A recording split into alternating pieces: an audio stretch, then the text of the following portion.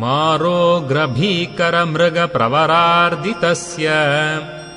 आर्तस्य मत्सरनिदाघनिपीडितस्य लक्ष्मी नृसिंह मम देहि करावलम्बम् संसारकूपमतिघोरमगाधमूलम् सम्प्राप्य दुःखशतसर्पसमाकुलस्य